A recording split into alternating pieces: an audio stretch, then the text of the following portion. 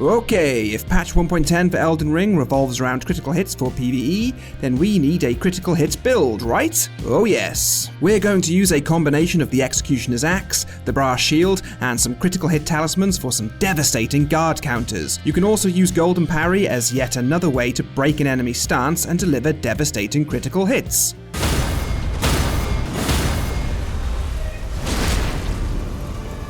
This really is easy mode, and thanks to the Brass Shield you will actually find it easier just blocking attacks of any magnitude. We have some great Ashes of War to support the build, and we have the Bloodboil Aromatic. Oh yes, let's have some consumables. My fellow Tarnished, I give you the Stance Breaker.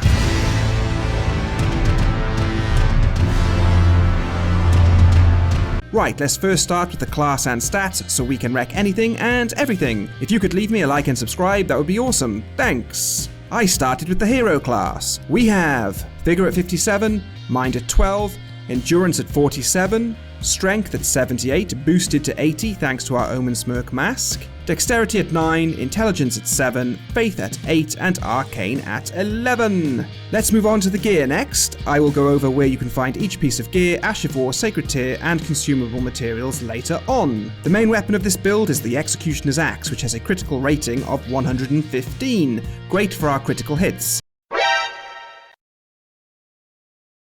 On this we have the Ash of War Cragblade. This boosts our physical damage by 15% and our stance damage by 10%. We have a dagger in the main hand as well, which we can switch to cast the Golden Vow Ash of War for extra damage and defense. In our offhand we have the Brass Shield, and we can choose between two Ashes of War on this. The first is Barricade Shield. This gives us tier 4 hardness to withstand pretty much any attack while blocking. The second is Golden Parry. If you're feeling a little more confident, you can parry your way to delivering critical hits. As for the armor then, we have the Omensmirk Mask, which will boost our strength by 2 points. We have the Banished Knight's armor, the Fire Prelate's Greaves, and Lionel's Gauntlets. This gear gives us an insane 101 poise, and we still have medium load. As for our talismans then, we have the Curved Sword Talisman boosting our guard counters, the Dagger Talisman boosting our critical hit damage by 17%, the Greatshield Talisman reducing stamina damage whilst blocking, and the Bullgoat's Talisman, which raises our poise by 33%. Now, there is a fifth talisman, the Axe Talisman,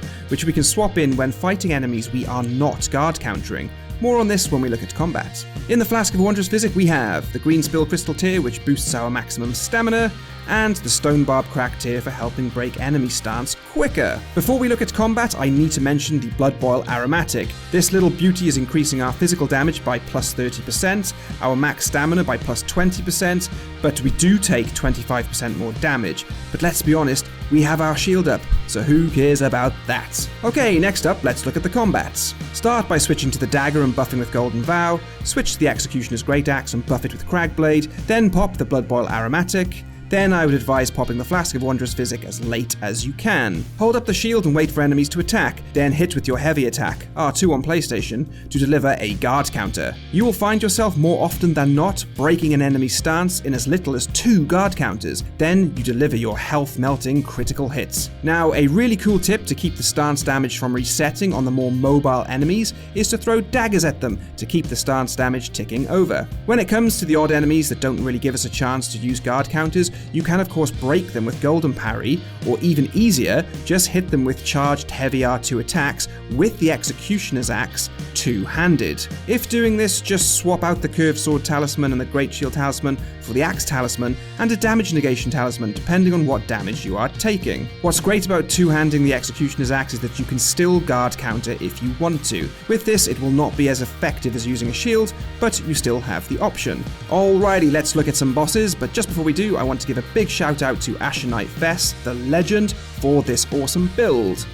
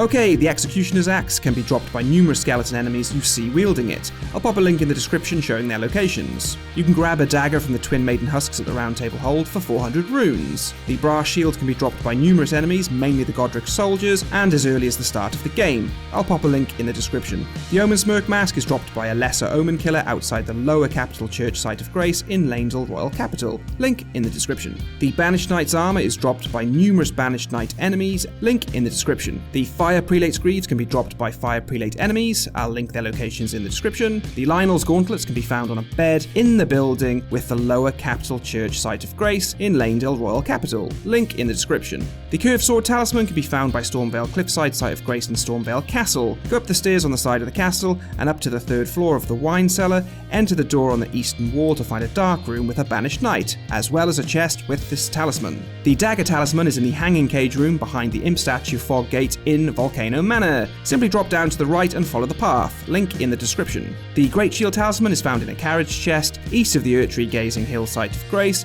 Watch out for the 3 fire arrow ballistae guarding the carriage. Link in the description.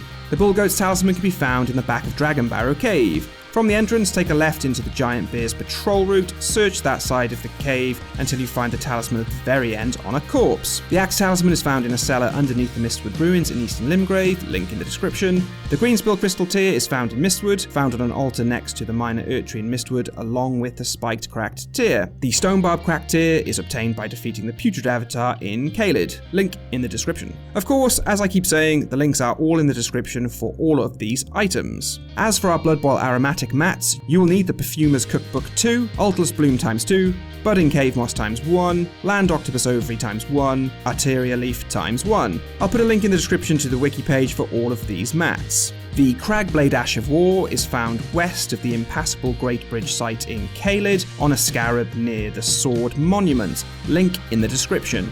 The Ash of War Golden Vow is obtained by defeating the Mounted Godric Knight to the east of the Stormhill Shack Site of Grace, link in the description. The Ash of War Golden Parry is found on a teardrop scarab in the Royal Capital outskirts, link in the description. And the Ash of War Barricade Shield can be obtained by defeating the Knights Cavalry on the Weeping Peninsula, link in the description. So there you have it guys, the Stance Breaker. Let me know what you think in the comments. What would you do differently and what build would you like to see next? All the best and I'll see you in the next one. Cheers!